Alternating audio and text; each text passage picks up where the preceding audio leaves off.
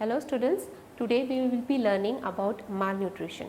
Malnutrition एक बहुत ही important topic है अगर आप एक चाइल्ड का पॉइंट ऑफ व्यू या एक चाइल्ड का पर्सपेक्टिव लो आफ्टर बर्थ। बर्थ के बाद में जो इनिशियल फ्यू मंथ्स है उसके हमने प्रॉब्लम्स अभी तक डिस्कस किए, मतलब क्या फिजियोलॉजिकल प्रॉब्लम्स आते हैं, पैथोलॉजिकल प्रॉब्लम्स आते हैं या फिर फीडिंग में क्या प्रॉब्लम्स आते हैं। But the problem doesn't ends there. एक बार ब्रेस्ट फीडिंग डेवलप हो गई या फिर अटैचमेंट हो गया एंड देन यू फील कि डिस्चार्ज के बाद everything goes on normal, but ऐसा नहीं होता है मोस्ट ऑफ द केसेस में। बहुत सारे ऐसे रीजंस हैं जब एक बार इनिशियल ब्रेस्ट फीडिंग प्रॉपर होने के बावजूद child lands up into problem due to minutest thing which is nutrition.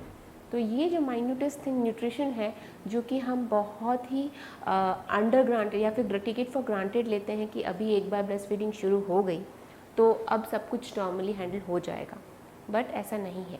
एक बार अच्छे से फीडिंग चालू होने के बावजूद भी चाइल्ड में सफ़र फ्रॉम अंडर न्यूट्रिशन और माल न्यूट्रिशन। तो अब हम न्यूट्रिशन के आज बहुत सारे इम्पॉर्टेंट फैक्ट्स देखेंगे।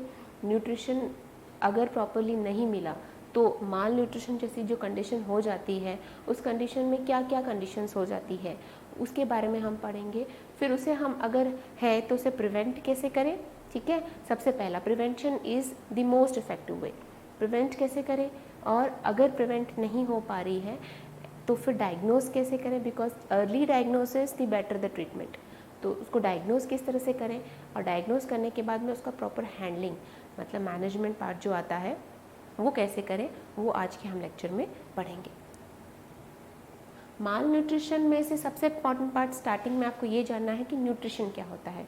न्यूट्रिशन दो टाइप के होते हैं, जिसमें एक तो होते हैं जब हम मैक्रोन्यूट्रिएंट्स हम गेन करते हैं फूड से, और एक होता है माइक्रोन्यूट्रिएंट्स।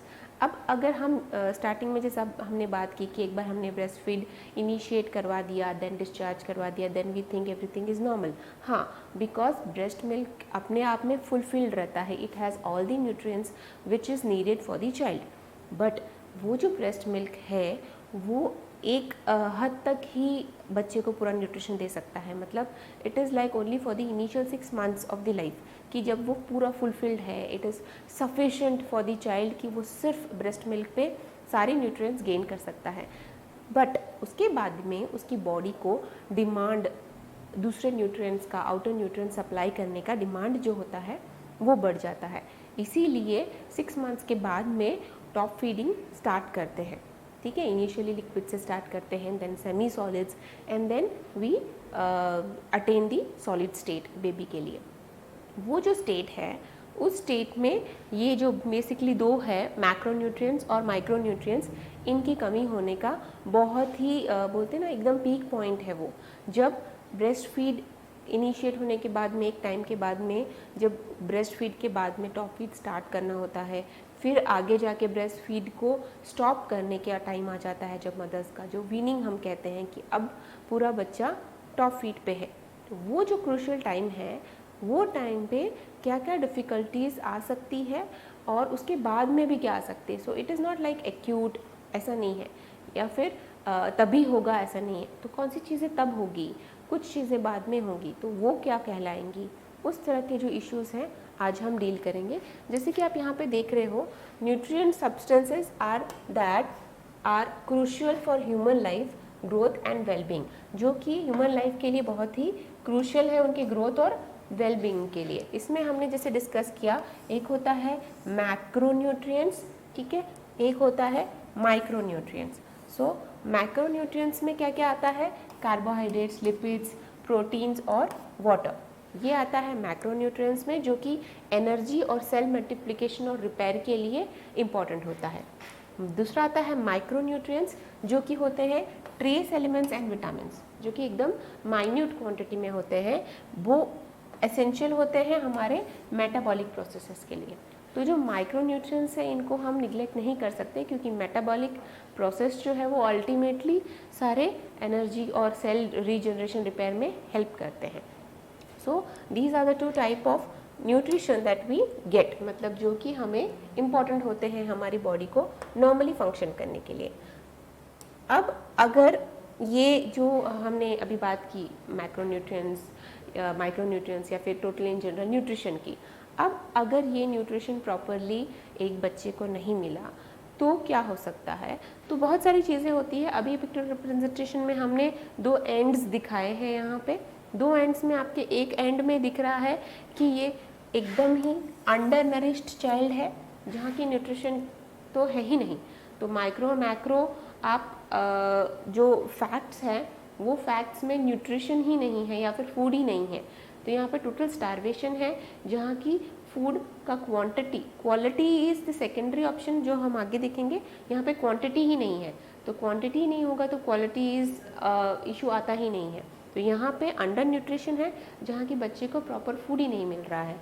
सेकेंड एंड, ये एंड है पूरा न्यूट्रिशन का या फिर माल नरिशमेंट का, अगर आप समझ लो तो एक एंड पे अगर अंडर न्यूट्रिशन बैठा है जहाँ पे न्यूट्रिशन सोचो फूड ही नहीं है, स्टारवेशन जैसी सिचुएशन आ रही है। दूसरे एंड पे एक और चीज़ बैठी जहाँ की आपको दिखने में तो ऐसा लग रहा है कि यहाँ पे तो पूरा न्यूट्रिशन मिल रहा है, बट नहीं, यहाँ पे फूड बहुत है बट फूड के अंदर क्वालिटी वो नहीं है। तो क्वांटिटी बहुत है, खारा बहुत है, बट एवरीथिंग इज़ जंक। तो उसके अंदर क्वालिटी नहीं है, उसमें जो माइक्रो और माइक्रो न्यूट्रिएंट्स जो नेसेसरी है वो अवेलेबल नहीं है। So it is over feeding where in body का जो प्रपोर्शनेट वैल्यू है वो प्रपोर्शनेट वैल्यू नहीं है। प्रपोर्शन होना न्यूट्रिशन का सबसे अहम पार्ट है। सो ये जो प्रपोर्शन मिसमैनेज दोनों साइड में हो जाएगा, दोनों ही माल न्यूट्रिशन कहलाएगा। ऐसा नहीं है कि सिर्फ स्टारवेशन ही माल न्यूट्रिशन कहलाएगा, ओबेसिटी भी माल न्यूट्रिशन कहलाएगा, क्योंकि माल मतलब माल प्रैक्टिस, मतलब जैसा कि होना चाहिए वैसा नहीं है। So that both the ends is malnutrition. अब जैसे कि हमने देखा obesity and undernutrition are the 2 ends of the spectrum of malnutrition. A healthy diet, ये बहुत ही इंपॉर्टेंट पॉइंट है अगर माल न्यूट्रिशन आप पढ़ रहे हो। हेल्दी डाइट क्या होती है, जो कि हमें बैलेंस्ड न्यूट्रिएंट प्रोवाइड करती है, जो कि हमें हमारा मेटाबॉलिक नीड्स को सेटिस्फाई करती है और हमारी बॉडी को पूरी तरह न्यूट्रिशन प्रोवाइड करती है। That is a balanced diet. उसमें दोनों तरह का बैलेंस होना चाहिए, ना कि एक्सेस और ना ही शॉर्टेज, ज़्यादा भी नहीं है और कम भी नहीं है। सो एक्सेस एंड शॉर्टेज दोनों ही माल न्यूट्रिशन कहलाएगा। डाइटरी रिक्वायरमेंट्स ऑफ चिल्ड्रन में vary according to the age, sex and development. बच्चे की एज, उसकी सेक्स और उसके डेवलपमेंट के हिसाब से उसका न्यूट्रिशनल रिक्वायरमेंट वेरी होता रहता है। ऐसा एग्जैक्ट नहीं कह सकते कि इतना ही देना है। So it has to vary obviously because every child is a different child, but जो बैलेंस है वो बैलेंस मेंटेन करना बहुत ज़रूरी है। अब अगर हम माल न्यूट्रिशन के 3 स्टेजेस देखें या फिर 3 फेसेस देखें, किस तरह से माल न्यूट्रिशन, वो तो 2 एंड्स हमने देखे, तो कौन से माल न्यूट्रिशन के और अलग अलग आप फेसेस देख सकते हो। तो सबसे पहला है जो हम यूजुअली देखते हैं, दैट इज स्टंटिंग। स्टंटिंग में क्या होता है कि बच्चे अपने एज के हिसाब से हाइट में छोटे होते हैं, ठीक है, दैट इज स्टंटिंग। यहाँ पे जो लीनियर ग्रोथ है वो प्रॉपरली नहीं हो रही है, सो दैट इज स्टंटिंग। जैसे कि ये वो चीज़ें हैं जो कि हम रोज़मर्रा की ज़िंदगी में हम देखते हैं कि बच्चे को प्रॉपर न्यूट्रिशन नहीं मिला तो क्या वैरायटीज़ हमें दिखने को मिलेगी। सो फर्स्ट इज स्टंटिंग, जिसमें बच्चा जो हाइट है बच्चे की वो एज के हिसाब से कम होगी। सो एज के हिसाब से उसकी हाइट होनी चाहिए ऑलमोस्ट यहाँ पे समझ लो फॉर एग्जांपल, तो बच्चा इतना छोटा है, चाहे वो गर्ल हो चाहे बॉय, दोनों में ही ये हम अकॉर्डेंस में देखेंगे। तो stunting is where the baby और the child is too short for the age. यहाँ पे हम 2 जो डिफ्रेंशिएशन क्वार्टर्स या फिर 2 डिफ्रेंशिएशन पॉइंट्स देख रहे हैं या फिर जैसे कंपेयर कर रहे हैं, that is height and the age. यहाँ पे हमने 2 क्राइटेरिया देखा, हमने देखा हाइट और उसे कंपेयर किया बच्चे की एज से। तो एज के अनुसार कितनी हाइट होनी चाहिए उसके हिसाब से उसकी हाइट कम है, that is known as stunting. Next wasting. Wasting क्या होता है कि बच्चा की हाइट के हिसाब से उसका बॉडी स्ट्रक्चर जो है वो बहुत छोटा है। सो वेट जो है वो हाइट के हिसाब से छोटा है। तो यहाँ पे हमने देखा कौन सा कंपेयर किया, वेट को हाइट से कंपेयर किया। अकॉर्डिंग टू दी हाइट, कि इतने हाइट का बच्चे के हिसाब से इसका जो वेट है दैट वेट इज लेस। ठीक है, सो यहाँ पे it is known as wasting. यहाँ पे हाइट के हिसाब से हमारे बच्चे का या फिर उस चाइल्ड का वेट जो है वो कम है। सो यहाँ पे हमने दो चीज़ को कंपैरिजन किया, that is height and weight. So according to the height the weight is less, that is known as wasting. ठीक है, नेक्स्ट इज ओवरवेट। ओवरवेट में हम बच्चे का जो वज़न है that weight for that height और दैट एज इज मोर। ठीक है, यहाँ पे हमने बच्चे का जो वेट है उसका वेट का क्राइटेरिया उसके एज प्लस उसके हाइट के हिसाब से देखा। सो हम दोनों हिसाब से देख रहे हैं, उस एज के हिसाब से उसका वेट, उसके हाइट के हिसाब से उसका वेट, दोनों ही उसका ज़्यादा है, दैट इज़ ओवरवेट। सो हमने 3 फेसेस देखे, स्टंटिंग जहाँ की हमने height according to the age less है ये माना, सो द बेबी और the child is too short for their age. Next is wasting. Wasting में हमने उनके बच्चे के जो वेट है according to the height the weight is less, so the child is too thin for their height. Next is overweight where in baby का weight जो है या फिर चाइल्ड का वेट जो है उसके एज और उसके हाइट की दोनों के अनुसार ज़्यादा है। ठीक है, these are the 3 phases of malnutrition जो कि हम यूजुअली देखते हैं। क्या फैक्टर्स होते हैं जो इस माल न्यूट्रिशन को प्रेसिपिटेट करते हैं या फिर इनको बढ़ावा देते हैं? फैक्टर्स में लैक ऑफ फूड, मतलब खाना ही नहीं है, जैसे कि कंडीशंस होती है जहाँ पे बाढ़ आ जाती है या फिर सूखा पड़ जाता है, उन कंडीशंस में ये हम देख सकते हैं कि बच्चे को फूड नहीं मिल पा रहा, किसी को नहीं मिल रहा, बच्चे तो ज़्यादा अफेक्ट हो जाते हैं। नेक्स्ट इज़ जहाँ की गरीबी है, पोवर्टी, जो कि गरीबी रेखा के नीचे लोग हैं उनके बच्चे यूजुअली माल नरिश्ड पाए जाते हैं because there is no food. गरीबी इतनी है कि वो बच्चे को खिलाएंगे क्या। यहाँ पे मदर्स यूजुअली ब्रेस्ट मिल्क देते रहती है बट मदर को खुद को न्यूट्रिशन नहीं है तो उस ब्रेस्ट मिल्क में क्या न्यूट्रिएंट्स रहेंगे। So that is a fact. Then inadequate breast feeding. अब ये कंडीशन वहाँ हो जाती है जहाँ पे वेल टू डू फैमिलीज होने के बावजूद बच्चा माल नरिश्ड है, क्योंकि ब्रेस्ट फीडिंग इनएडिक्वेट हो रही है। ये उन कंडीशंस में हो जाता है जहाँ मैटरनल इलनेसेस होगी या तो फिर मदर और फादर दोनों ही वर्किंग है, तो दोनों ही घर पे नहीं रहने की वजह से बच्चा अंडर नरिश्ड या फिर माल नरिश्ड हो जाता है। रॉन्ग कंसेप्ट्स अबाउट न्यूट्रिशन, ये भी एक बहुत इम्पॉर्टेंट फैक्टर है कि न्यूट्रिशन के हिसाब से कंसेप्ट नहीं है। कंसेप्ट नहीं है मतलब बच्चे का सिर्फ पेट भरना है, ठीक है, ये कंसेप्ट है। तो बच्चे का पेट आप लिक्विड से भरो, चाहे सॉलिड से भरो, चाहे उसको जंक फूड दो, so that is a concept. तो इस कंसेप्ट के हिसाब से न्यूट्रिशन नहीं है, सो वो बैलेंस्ड डाइट का कंसेप्ट ही नहीं है। बच्चा का पेट भरना चाहिए, कैसे भी भरो। सो ये मिसकंसेप्ट्स के हिसाब से भी माल न्यूट्रिशन बढ़ाता है। डायरिया एंड माल एब्सॉर्प्शन, ये क्लिनिकल कंडीशंस हैं जिसके हिसाब से क्या होता है कि बच्चे को डाइट तो आप बैलेंस दे रहे हो, अगर क्योंकि बच्चा या फिर जो चाइल्ड है वो माल न्यूट्रिशन को सफ़र करने लग जाता है due to some conditions like diarrhoea. तो डायरिया होने की वजह से क्या हो गया, बैलेंस डाइट आप देने के बावजूद जो भी न्यूट्रिशन आप दे रहे हो वो एब्जॉर्ब नहीं कर पा रही है बॉडी, क्योंकि वो पहले ही बॉडी से बाहर निकल रहा है। नेक्स्ट इज माल एब्जॉर्प्शन, जहाँ पे आप न्यूट्रिशन दिया, आपने बैलेंस डाइट दिया, बट वो जो बॉडी के ऑर्गन्स जो है उनको एब्जॉर्ब नहीं कर पा रहे properly, so that is mall absorption. ये क्लिनिकल कंडीशंस के हिसाब से भी माल न्यूट्रिशन प्रेसिपिटेट होता है। नेक्स्ट इज इन्फेक्शंस, क्योंकि बॉडी में अगर कोई इन्फेक्शंस है जैसे कि वर्म्स है तो जो भी न्यूट्रिशन दोगे वो आधा न्यूट्रिशन वर्म्स खा जाएंगे। मीजल्स और ट्यूबरक्लोसिस जैसे कंडीशंस जो क्लिनिकल कंडीशंस है उसमें भी बेबी को न्यूट्रिशन प्रॉपर नहीं मिल पाता है because of these kind of clinical conditions. तो ये हो गए प्रेसिपिटेटिंग फैक्टर्स जो कि माल न्यूट्रिशन को अफेक्ट करते हैं। अब हम क्लिनिकल प्रेजेंटेशन जो कि इम्पॉर्टेंट है आपके एग्ज़ाम पॉइंट ऑफ व्यू से, उन दो को ज़्यादा फोकस करेंगे। वो क्या है, माल न्यूट्रिशन के 2 एस्पेक्ट हैं, एक्चुअली 3 हैं, 2 को ज़्यादा हम कंसिडर करेंगे। So that is kwashiorkor and marasmus. ये बहुत ही रिपीटेडली आपके एग्जाम्स में पूछा जाता है। Even clinical point of view से भी ये डिफ्रेंशिएशन जो होता है ना वो थोड़ा डिफ़िकल्ट हो जाता है, फिर कंफ्यूजिंग हो जाता है।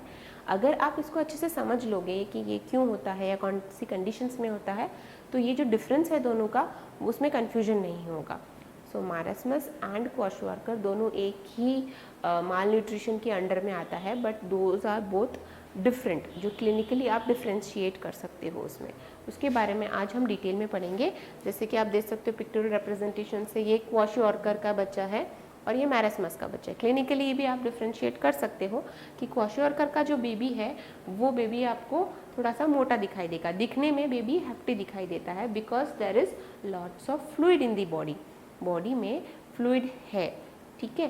तो फ्लूइड होने के वजह से बेबी जो है वो मोटा दिखाई देता है। और अगर इसको कंपेयर करोगे आप मैरस्मिक चाइल्ड से या फिर मैरस्मस से, तो मैरस्मस में बेबी को कहीं भी सबक्यूटेनस फैट है ही नहीं, ना फ्लूइड है ना सबक्यूटेनस फैट है। तो यहाँ पे फैट बिल्कुल नहीं है, there is no subcutaneous fat, और यहाँ पे फैट है। तो जो क्वाशोआर्कर का जो चाइल्ड है वो आपको फैट दिखाई देगा, दैट इज फॉल्स फैटनेस, और मैरस्मस का चाइल्ड पूरा एकदम इमैशिएटेड दिखाई देगा, जहाँ की उसकी सारी बॉडी में कहीं भी आपको ऐसा बल्जिंग नहीं दिखाई देगी। स्किन फोल्ड्स ज़्यादा दिखाई देंगे क्योंकि स्किन का जो टर्गर है वो लॉस्ट हो गया है, और स्किन के बहुत सारे फोल्ड्स दिखाई देंगे। क्वाशोआर्कर में इडिमा एक स्पेशलिटी या फिर जो मोस्ट इम्पॉर्टेंट फैक्टर आप मांगो, इडिमा, क्योंकि यहाँ पे इडिमा जो है वो डिफ्रेंशिएटिंग पॉइंट होगा। इडिमा की वजह से ही बेबी मोटा लगता है, and that oedema is pitting oedema. ये पॉइंट बहुत ही इंपॉर्टेंट है, पिटिंग इडिमा। पिटिंग का मतलब होता है जब आप प्रेशर दोगे तो प्रेशर के बाद जो अंदर पिट बनता है या फिर खड्डा बनता है, उसको जब प्रेशर निकाल लोगे तभी भी वो वापस ऊपर नहीं आएगा। द पिट स्टेज, वहाँ पे खड्डा जो है वो रिमेन करेगा। तो जो प्रेशर के बाद आप उंगली का निशान वहाँ पे छोड़ोगे वो निशान वहाँ पे रह जाएगा, क्योंकि वो एक कैरेक्टरिस्टिक पॉइंट है जो कि आप क्वाशोआर्कर में याद रखना बहुत ज़रूरी है। वो होता है पिटिंग इडिमा, क्योंकि यहाँ पे प्रोटीन्स जो है बॉडी से लॉस हो रहे हैं। सो ये प्रोटीन एनर्जी माल न्यूट्रिशन का सबसे इम्पॉर्टेंट पार्ट है, जो कि हम आगे पढ़ेंगे डिटेल में। क्वाशोआर्कर से स्टार्ट करते हैं, ठीक है। क्वाशोआर्कर का जो नेम है वो नेम सबसे पहले इंट्रोड्यूस किया गया था सिसिली विलियम्स। सिसिली विलियम्स एक ब्रिटिश नर्स थे जिन्होंने ये जो नाम है क्वाशोआर्कर, इसका टर्मिनोलॉजी रखा गया। ये क्वाशोआर्कर का जो नाम है वो कहाँ से आया है, ये गा लैंग्वेज से आया है, घाना के, ठीक है। घाना में जो लैंग्वेज यूज़ करते हैं उसे गा लैंग्वेज कहते हैं। उससे ये क्वाशोआर्कर जो वर्ड है वो लिया गया है। इसका क्या मीनिंग होता है, इसका मीनिंग होता है sickness of weaning. Sickness of meaning, इसका मतलब ये है कि जब बच्चा ब्रेस्ट मिल्क छोड़ के आउटर फूड या फिर टॉप फीड लेने का जो टाइम आता है, उसमें जब हम कहते हैं ना वीनिंग हो रहा है, यहाँ पे ब्रेस्ट मिल्क का टाइम पीरियड हो गया है या फिर फिनिश हो रहा है, स्टॉप करने के बाद में टॉप फीड लेना स्टार्ट कर रहा है, वो टाइम पे बच्चे को प्रॉपर न्यूट्रिशन नहीं मिलने के वजह से जो डिजीज़ हो जाती है उसको क्वाशोआर्कर कहते हैं। सो ये एक डिफ्रेंशिएटिंग बहुत इंपॉर्टेंट पॉइंट है। अगर इसको समझ लो तो आप एज क्राइटेरिया इसका समझ पाओगे। तो अब वीनिंग कब करते हैं हम यूजुअली 1.5 से 2 साल के बीच में वीनिंग करते हैं, ठीक है। तो ये जो क्वाशोआर्कर है दैट इज़ मोर या फिर mostly seen in babies who are 18 months old और more than 18 like 2 years old। 2 years old में मैक्सिमम आपको क्वाशोआर्कर के केसेस दिखाई देंगे, क्योंकि ये वो टाइम है जब ब्रेस्ट मिल्क टोटली स्टॉप हो गया है and baby is not getting the top feed, मतलब ऊपर से उसको न्यूट्रिशन प्रॉपर नहीं मिल रहा है due to the reasons which we saw in the previous slide. So this is the background. Etiology, kwashiorkor जो होता है, जो हमने अभी पढ़ा कि एब्रप्ट वीनिंग के वजह से ये मोस्टली 2 years ऑफ एज या फिर अराउंड 18 months ऑफ एज में देखा, मैक्सिमम 2 years ऑफ।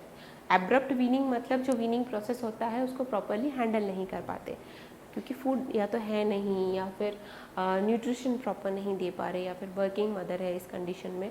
तो ये बहुत सारे कंडीशंस हैं जो कि हमने देखे, उस हिसाब से ये वीनिंग जो पीरियड होता है ये बहुत इंपॉर्टेंट है जहाँ पे क्वाशोआर्कर होता है, ठीक है।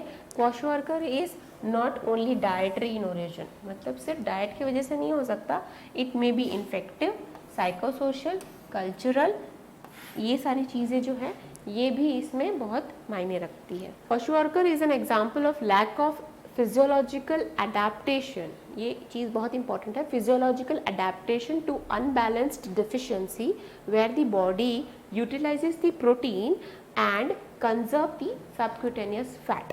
इसी की वजह से उसका जो फिजिकल पिक्चर है वो इस तरीके से आता है, जैसे कि आप अगर इसको समझ लो अच्छे से, जैसे कि इसमें लिखा हुआ है लैक ऑफ फिजियोलॉजिकल अडेप्टेशन, ठीक है, to what, to unbalanced deficiency where body अपने प्रोटीन को तो यूटिलाइज कर लेती है बट जो फैट है उसको कंजर्व कर लेती है।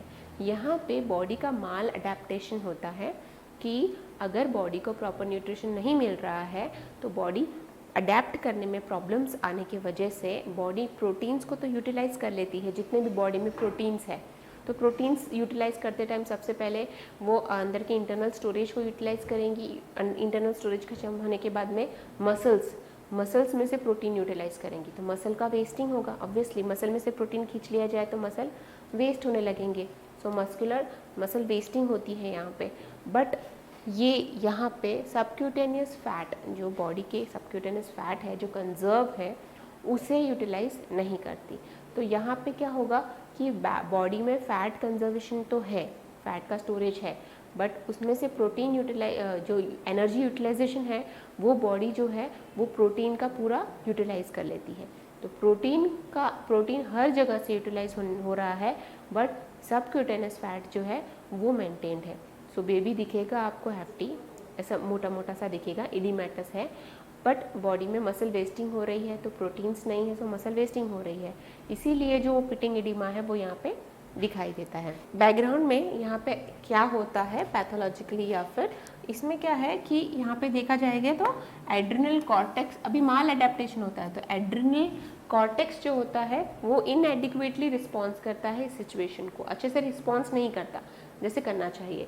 सो इनएडिक्वेट रिस्पॉन्स की वजह से जो प्लाज्मा एमिनो एसिड्स हैं वो लो होने लगते हैं, ठीक है, क्योंकि बॉडी में आपको फूड नहीं मिल रहा है। प्लाज्मा एमिनो एसिड्स लो होने की वजह से हाइपोएल्बुमिनिया, ठीक है, एल्बुमिन, प्लाज्मा एमिनो एसिड्स की वजह से एल्बुमिन की कमी होती है। एल्बुमिन कम होने की वजह से क्या कहलाओगे आप, हाइपोएल्बुमिनिया। हाइपोएल्बुमिनिया, बॉडी में एल्बुमिन नहीं होने की वजह से जो एक टाइप ऑफ प्रोटीन है एडिमा हो जाता है, ठीक है। और ये जो एडिमा होता है ये फैटी इनफिल्ट्रेट्स, मतलब लीवर में फैटी इनफिल्ट्रेट्स डिपॉजिट करता है, ठीक है। इसका एक और वे है जिसमें प्रोटीन सिंथेसिस जो है वो डिक्रीज हो जाता है। बॉडी में प्लाज्मा एमिनो एसिड्स नहीं होंगे तो प्रोटीन सिंथेसिस करेंगी कैसे, ओके, तो लाइपोप्रोटीन सिंथेसिस भी डिक्रीज हो जाते हैं। अगर लाइपोप्रोटीन सिंथेसिस भी डिक्रीज हुआ तो भी फैटी इनफिल्ट्रेट्स जो है लीवर में डिपॉजिट होंगे। Next is plasma growth hormone increase हो जाता है, ठीक है, जो प्लाज्मा ग्रोथ हार्मोन है वो बॉडी में इंक्रीज होता है, इसकी वजह से plasma free fatty acid increase हो जाते हैं। सो ये फ्री फैटी एसिड्स जो है वो अगेन लीवर या फिर फैटी इनफिल्ट्रेट्स को डेवलप करेंगे। ये फैटी इनफिल्ट्रेट्स लीवर में डिपॉजिट होने के बाद में बाकी सबक्यूटेनियस फैट्स पे भी डिपॉजिट होके रहते हैं, इसीलिए बेबी में सबक्यूटेनियस फैट्स जो है वो तो कंजर्व हो जाते हैं, लीवर में आपको इनफिल्ट्रेट्स दिखेंगे, बट बेबी का प्रोटीन जो है वो पूरा गायब हो चुका है। ये माल अडेप्टेशन का प्रोसीजर है। क्लिनिकल प्रेजेंटेशन मतलब क्लिनिकली बच्चा आपको किस तरह से दिखाई देगा, उसके रीजंस भी हैं। ये characteristic constant features in addition to a variable symptom, मतलब ये जो है ना बहुत सारे सिम्टम्स के साथ एडिशनली दिखाई देगा। क्लिनिकल प्रेजेंटेशन किस किस चीज़ों से इफेक्ट होगा, द डिग्री ऑफ डेफिशिएंसी की डिफिशिएंसी कितना है, डिग्री, ड्यूरेशन कितनी देर से एक्यूट है या क्रॉनिक है, स्पीड ऑफ ऑनसेट अचानक से हुआ है जैसे कि हमने एक्यूट में देखा, एज ऑफ ऑनसेट क्या ऑनसेट है, बेबी का एज क्या है, प्रेजेंस ऑफ कंडीशनिंग फैक्टर्स और क्या फैक्टर्स इसके साथ हैं या फिर किस वजह से हुआ है, और जेनेटिक फैक्टर्स भी इसमें एक काफ़ी अहम भूमिका निभाते हैं कि क्या क्लिनिकल प्रेजेंटेशन आपको दिखाई देगी। क्लिनिकल प्रेजेंटेशन में आपको सबसे इम्पॉर्टेंट फैक्टर जैसे कि हमने डिस्कस किया oedema, that is pitting.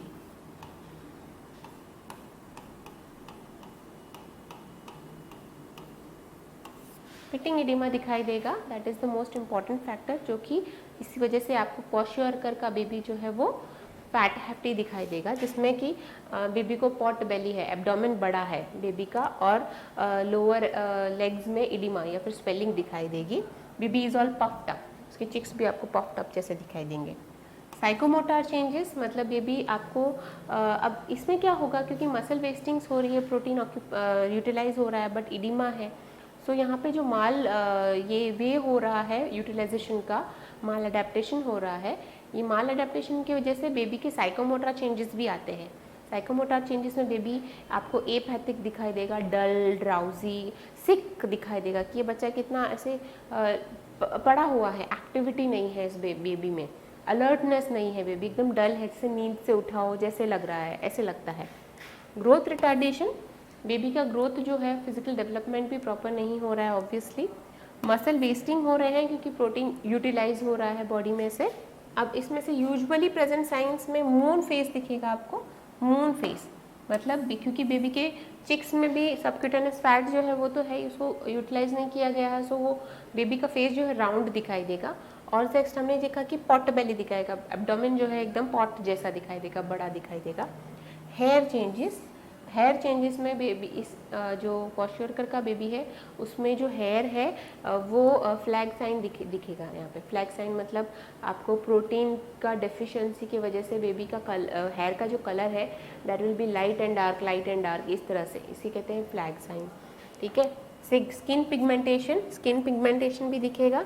Skin pigmentation में डर्मेटोसिस जो है वो बहुत ही इंपॉर्टेंट पार्ट है जो इसमें होगा। जो स्किन की कंडीशन है डर्मेटोसिस, जो कि क्वाशियोरकर का बहुत ही इम्पॉर्टेंट पॉइंट है। और एनीमिया, बेबी एनीमिक होगा। तो ये सारी चीज़ें हैं, ये आपको यूजुअली दिखाई देगी। मून फेसेस विथ पॉट बेली, ठीक है, तो मून फेसेस पॉट बेली है, ये हेयर चेंजेस, स्किन पिगमेंटेशन या फिर डी पिगमेंटेशन जिसे कहोगे, या फिर और नेक्स्ट जो है वो एनीमिया, जहाँ की आरबीसीज की कमी हो जाती है बॉडी में।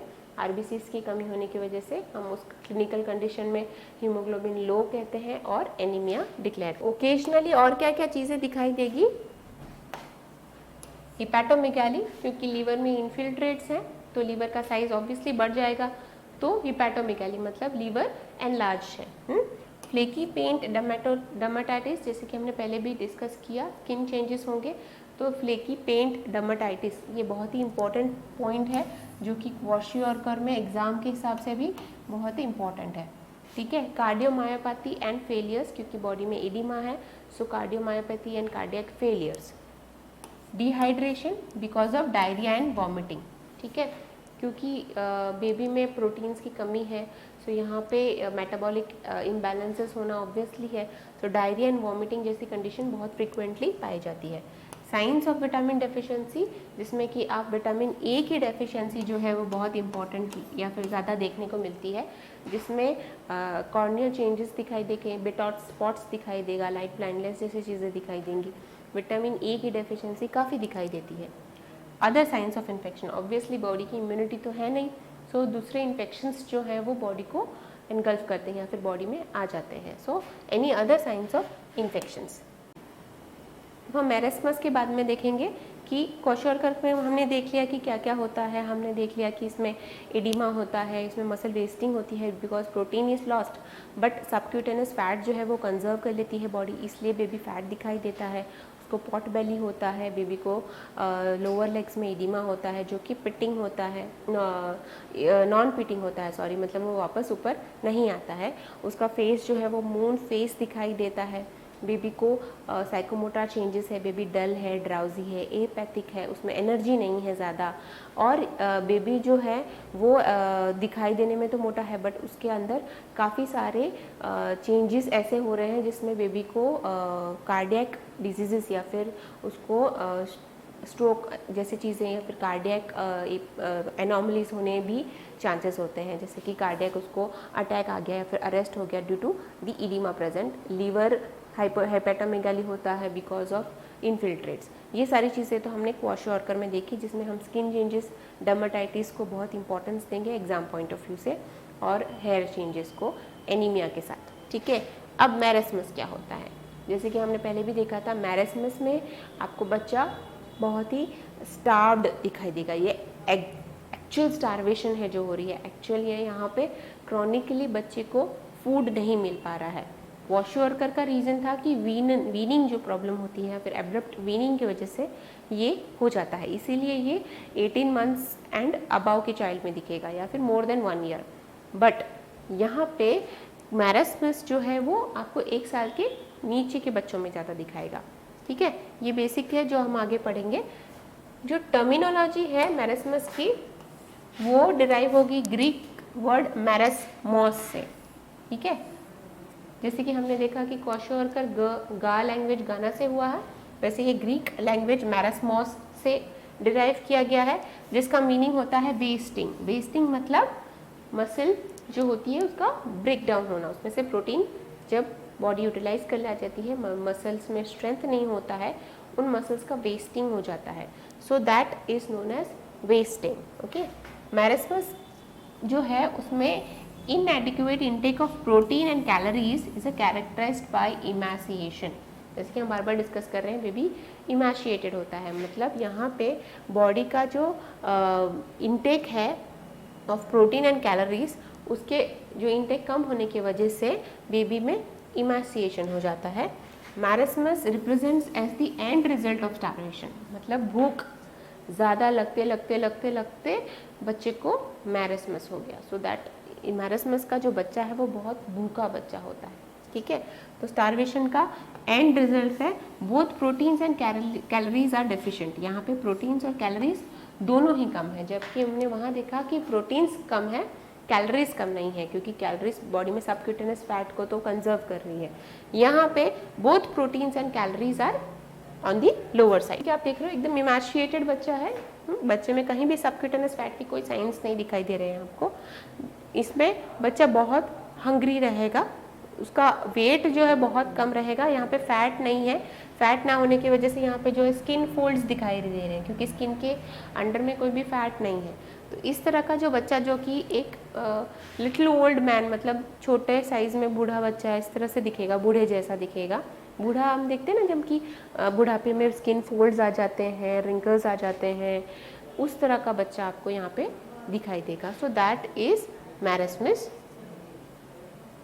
मैरस्मस अब जैसे कि हमने देखा था क्वाशोअर्कर इज माल एडेप्टिव रिस्पॉन्स, जहाँ की एडेप्टेशन बॉडी का प्रॉपर नहीं है। यहाँ पे बॉडी का एडेप्टेशन जो है दैट इज स्टार्वेशन को रिलेटेड, मतलब स्टार्वेशन को अगर हम देखें, स्टार्वेशन को रिलेटेड इसका एडेप्टिव रिस्पॉन्स माना जाता है, that is not mall adaptive, क्योंकि यहाँ पे कैलोरी इनटेक जो है वो कैलोरीज जो है उसको बॉडी यूटिलाइज कर रही है प्रोटीन को के साथ साथ। क्वाशोअर्कर में प्रोटीन्स यूटिलाइज हो रहे हैं बॉडी के, बट कैलोरीज को यूटिलाइज नहीं कर रही है, तो कैलोरीज पड़ी हुई है, that is also a store of energy, it has to be utilised if there is starvation. But यहाँ पे स्टार्वेशन का एडेप्टिव रिस्पॉन्स, प्रॉपर रिस्पॉन्स अगर देखा जाए तो मैरस्मस है, और माल एडेप्टिव रिस्पॉन्स जो देखा जाए दैट इज क्वाशोअर्कर। ठीक है, ये बेसिक डिफरेंस है, क्वाशोअर्कर इज माल एडेप्टिव रिस्पॉन्स, इसीलिए बेबी में कैलोरीज है या फिर फैट है, बट एडेप्टिव रिस्पॉन्स क्या होना चाहिए कि सारे यूटिलाइज पहले होने चाहिए ना स्टार्वेशन के हिसाब से, तो ये सारे यूटिलाइज हो रहे हैं मैरस्मस में। So marasmus is adaptive response while as kwashiorkor is maladaptive response to starvation. Marasmus जो होता है उसमें बॉडी सारे फैट स्टोर्स को यूटिलाइज पहले करती है, मसल वेस्टिंग होने से पहले जितने भी फैट स्टोर्स हैं उसको पहले यूटिलाइज करती है। ऑब्वियसली आपके पास जो स्टोर है उसको पहले यूटिलाइज करो सारा, उसके बाद मसल वेस्टिंग पे जाओ, बट यहाँ पे माल एडेप्टिव होने की वजह से क्वाशोअर्कर में फैट स्टोर्स को यूटिलाइज नहीं करती है बॉडी। तो ऑब्वियसली दोनों में ज़्यादा खतरनाक कौन सा हुआ? एक तो अडेप्टिव रिस्पॉन्स है, ऑब्वियसली जो भी हमारे अडेप्टिव रिस्पॉन्सेज होते हैं वो क्रॉनिकली तो ख़राब होते हैं, बट वो खतरनाक नहीं होते हैं कंपैरेटिवली। माल एडेप्टिव ऑब्वियसली खतरनाक होंगे। सो ये जो क्वाशोअर्कर है that is more dangerous than marasmus. Epidemiologically मतलब it is seen most commonly in the first year of life, पहले साल में ही ज़्यादा दिखाई देता है, वाइल एज क्वाशोअर्कर जो है वो 18 महीने के आसपास ज़्यादा दिखाई देगा, due to lack of breast feeding and the use of dilute animal milk. यहाँ पे ब्रेस्ट फीडिंग में सारे प्रोटीन न्यूट्रिएंट्स अवेलेबल रहते हैं, बट यहाँ पे क्या होता है कि ब्रेस्ट फीडिंग ना मिलने की वजह से, और दूसरा जो एनिमल मिल्क या काउ मिल्क या फिर गोट मिल्क जो भी दोगे उसमें डाइल्यूट मतलब उसमें पानी ज़्यादा मिलाया होता है, तो ऑब्वियसली न्यूट्रिशन की कमी यहीं से शुरू हो जाती है।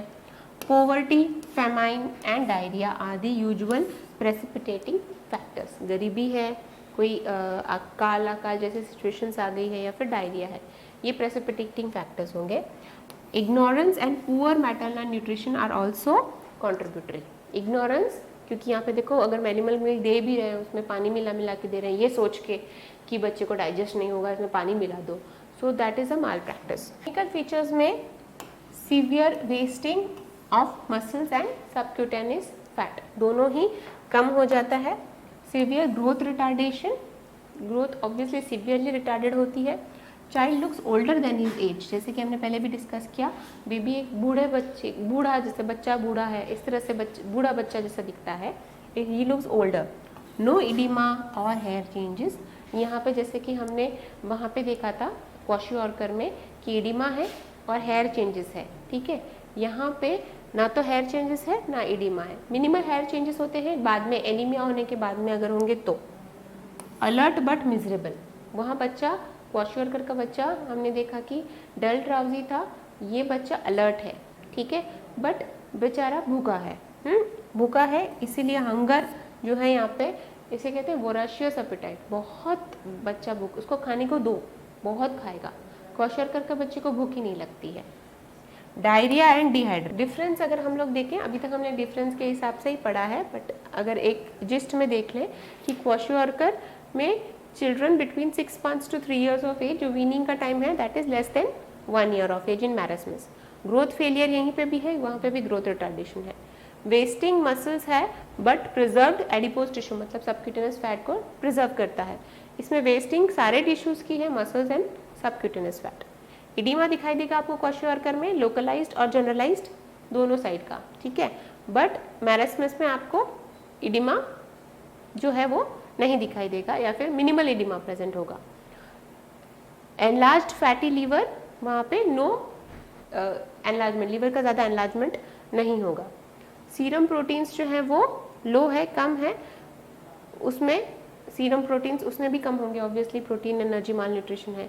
एनीमिया दोनों में दिखाई देगा आपको, ठीक है। यहाँ पे बच्चा alternate bands of light and dark hair colour, जैसे हमने बोला ना फ्लैग साइन दिखाई देता है, जिसमें हेयर में alternate dark and light colour दिखाई देगा, वहाँ पे हेयर चेंजेस ज़्यादा नहीं है। मंकी लाइक फेस और एब्डोमेन जो है वो अंदर सिंक हुआ होगा, और लिम्स जो है वो थिन होंगे। टोटल रिप्रेजेंटेशन से भी आपने हमने जो पढ़ा वो एकदम क्लियरली आपको दिखाई दे रहा है कि इस बच्चे में आपको पॉट बेली दिखाई दे रही है, मून फेस दिखाई दे रहा है, इडिमा दिखाई दे रहा है, ठीक है। और ये बच्चे में आपको सिवियर मसल वेस्टिंग्स है, यहाँ पे बच्चे में कहीं भी सबक्यूटेनियस फैट नहीं है।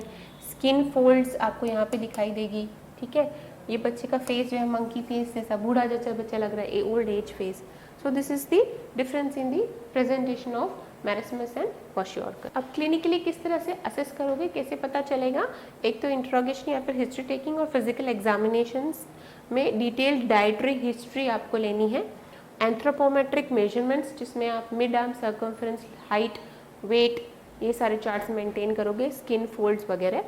टीम अप्रोच होगा, इसमें डाइटिशियन, सोशल वर्कर और कम्युनिटी हेल्थ सपोर्ट सारों का चाहिए।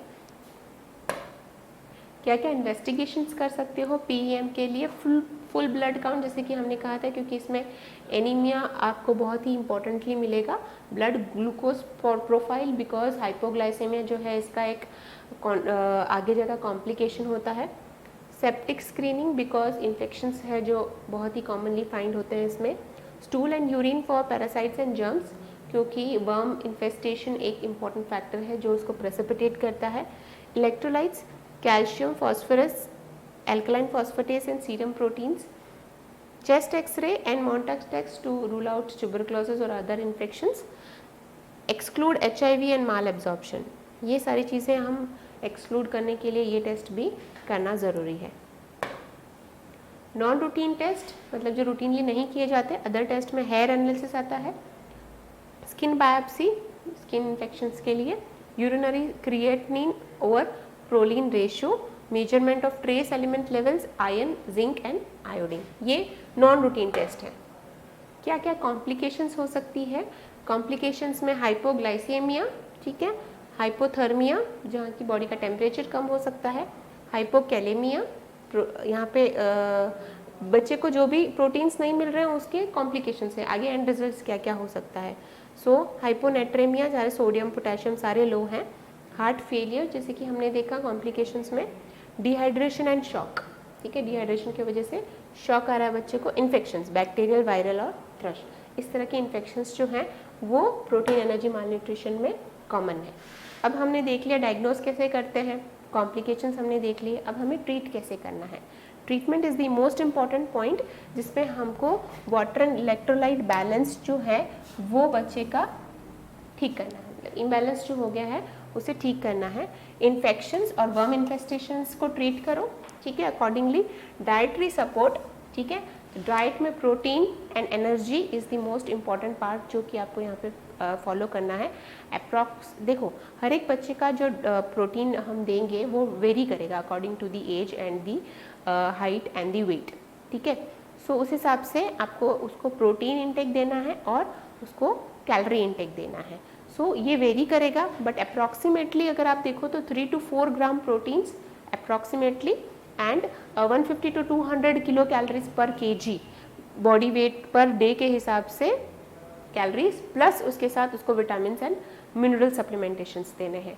यहाँ पे आपको एक बात और ध्यान रखनी है कि यहाँ पे एक और बोलते हैं ना कि जो फीडिंग है नॉर्मल जो बच्चा खाता पीता है वो जब तक उसका initial first week of treatment है तब तक उसको अचानक से जैसे कि अगर मदर बोले कि मैं जो खाना घर से लाई हूँ उसको खिला दूँ क्या, so this thing has to be avoided, क्योंकि यहाँ पे अचानक से अगर एक स्टार्व्ड बच्चा जो है वो अचानक से नॉर्मल डाइट लेने लगेगा without the specific treatment, the specific fluid electrolyte balance जो है जब तक आप उसको मेंटेन नहीं करोगे और अचानक से उसको फीड कर लोगे, भूखे बच्चे को खाना देना इज़ नॉट, ऐसा नहीं है कि भूखे बच्चे को आपने अचानक से खाना देना स्टार्ट कर दिया तो बच्चा सबसे ठीक हो जाएगा, नहीं।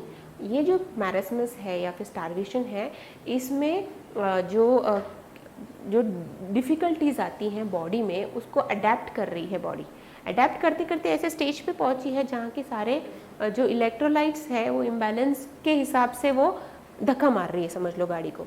अब उस धक्के में आपको उसको पूरा पेट्रोल से फिलअप कर दोगे तो वहाँ पे बहुत सारे होल्स हैं जिसको आपने बंद नहीं किए हैं, इस वजह से बॉडी इसको अडेप्ट नहीं कर पाती अचानक से फूड देने को भी।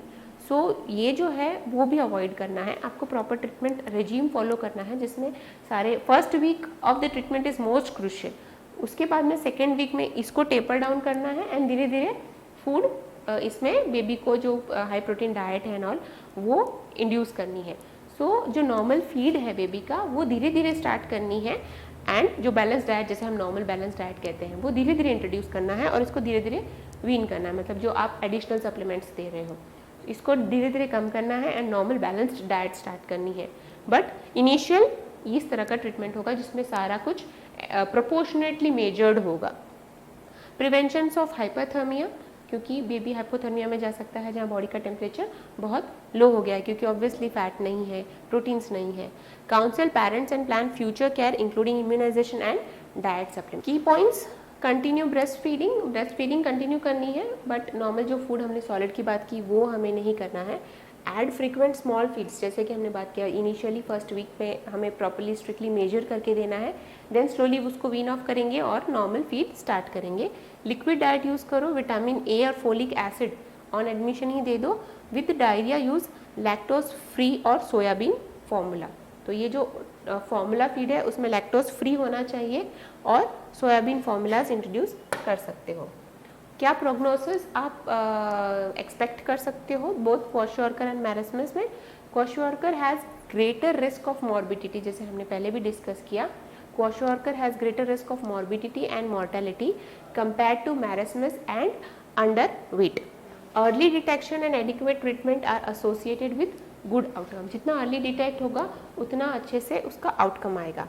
Late ill effects on IQ, behaviour and cognitive functions are doubtful and not proven, तो जो लेट इफेक्ट ऑब्वियसली सारा कुछ ही स्टंटेड था तो ये सारी चीज़ें IQ, बिहेवियर और कॉग्निटिव फंक्शन अभी डाउटफुल है, इस पर इतना रिसर्च अभी हुआ नहीं है। Common nursing diagnosis of marasmus and kwashiorkor कि कहाँ कहाँ आपको nursing as a nursing perspective से उसे देखना है। इसमें होगा अल्टर्ड न्यूट्रिशन कि बॉडी का जो रिक्वायरमेंट है लेस देन बॉडी रिक्वायरमेंट मिल रहा है, knowledge deficient, infection, emotional problems और फिजिकल डेफिशिएंट, ये सारी चीज़ों पे ध्यान देना है। Body temperature alteration, hypothermia related to low subcutaneous fat and deficiency of food intake, इस पे ध्यान देना है। Impaired skin integrity related to vitamin deficiency, skin की इंटीग्रिटी मतलब जो स्किन डिजीजेज होते हैं इसमें, इस पे ध्यान देना है। Fluid volume deficient related to diarrhoea, diarrhoea की वजह से फ्लूइड वॉल्यूम कितना कम हुआ है। High risk for infection related to low body resistance, मतलब इम्यूनिटी कम होने की वजह से इन्फेक्शन का जो हाई रिस्क है उस पे। नर्सिंग केयर क्या कर सकते हो मैरस्मस में, इन्फेंट को सपोर्ट करना है, पेरेंट्स को सपोर्ट करना है obviously. Then provide nutrition rich in essential nutrients, give small amounts of food limited in proteins and carbohydrates and fats, ठीक है, जैसे कि हमने पहले भी डिस्कस किया, लिमिटेड अमाउंट में देना है, एकदम प्रोपोर्शनेट मेजर्स में। मेंटेन बॉडी टेम्परेचर हाइपोथर्मिया के लिए, provide periods of rest and appropriate activity and stimulation, baby को एक्टिविटी करने के लिए भी हमें बीच में पीरियड्स देने हैं। रिकॉर्ड इनटेक एंड आउटपुट, जो इनटेक आउटपुट चार्ट जो है उसे मेंटेन करना है। डेली वेट लेने हैं बच्चे का, ये बहुत इंपॉर्टेंट है। चेंज पोजीशन फ्रिक्वेंटली, बेबी का पोजीशन जो है फ्रिक्वेंटली चेंज करना है। अगर बेबी का पोजीशन आप चेंज करोगे तभी आप इन्फेक्शन को अच्छे से हैंडल कर पाओगे। Proper treatment is given for infection, protection from infected persons and injuries, ठीक है, क्योंकि इम्यूनिटी कम है तो बाकी दूसरे इन्फेक्टेड पर्सन के साथ उसको नहीं सुलाना, ये नर्सिंग केयर में आता है, ये सारा इंपॉर्टेंट फैक्टर्स है। Refer family to social worker for financial support, ये भी बहुत इंपॉर्टेंट पॉइंट है, क्योंकि आपने इन हाउस ट्रीटमेंट दे दिया, ठीक है, उसके बाद उसको डिस्चार्ज कर दिया, देन बच्चे के पास खाने के लिए पैसे कहाँ से आएंगे, तो फैमिली को सोशल हेल्प ग्रुप्स, जो सोशल वर्कर्स होते हैं जो ऐसी फैमिलीज को सपोर्ट करते हैं, उन्हें रिफ़र कीजिए। Education for parents about proper nutrition, educate करना ये बहुत ही इंपॉर्टेंट नर्सिंग का काम है। क्वाशोअरकर में सेम, इन्फेंट और पेरेंट्स को सपोर्ट करो, उसमें केयर दो। Proper diet intake of proteins and vitamin and carbohydrates, ठीक है। Nursing care for vomiting, diarrhoea और dehydration. Skin care for child with oedema and injury, skin care, skin lotions लगाने हैं, एंटीबायोटिक क्रीम्स लगानी है, टॉपिकल ऑइंटमेंट्स लगाने हैं। Avoid any infection and follow hygienic measures for child. Frequent assessment of growth and development. Safety measures to avoid injuries, nutritional counselling, record intake on output, intake output chart maintain करना है। Health education about medications and follow up, frequent monitoring for any complications, क्योंकि हमने जैसे देखा क्वाशोअरकर ज़्यादा difficult है treatment के हिसाब से। कॉमन नर्सिंग डायग्नोसिस में body image disturbance related to bone deformities, क्या क्या आप इमेजिंग में देख सकते हो कि बोन में डिफॉर्मिटी आप एक प्रॉपरली देख सकते हो। Altered nutritional requirement related to deficiency of calcium. High risk for infection related to low immunity, ठीक है, क्योंकि इम्यूनिटी लो है, इन्फेक्शन का रिस्क जो है वो हाई है। High risk for injury related to weakness of bones and deformity, क्योंकि बोन्स वीक हैं, डिफॉर्म्ड है, तो इंजरी के रिस्क, क्योंकि गिर सकता है बेबी, इंजरी के रिस्क जो है वो ज़्यादा है।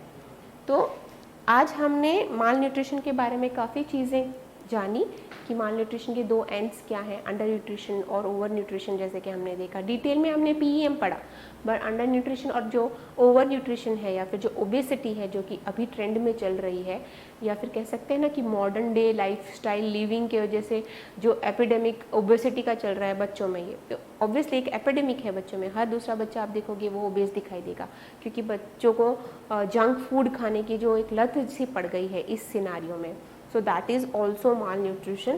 तो ये दो एंड्स को हम निगलेक्ट ना करते हुए PEM पे हमने फोकस किया। PEM में हमने क्वाशोअरकर, मैरस्मस जैसे रिलेटेड इश्यूज़ को काफ़ी ठीक से जाना समझा। अब इसका ट्रीटमेंट पॉइंट ऑफ व्यू से एक बहुत ही इंपॉर्टेंट पॉइंट हमने देखा कि उनको मेजर्ड सारी चीज़ें देनी है, ये भूलना नहीं है आपको कि एनर्जी और प्रोटीन का जो सप्लीमेंट दे रहे हैं उसको मेजर करके देना है। सो दीज आर दी की पॉइंट्स जो आज हमने डिस्कस किए, ठीक है। Thank you.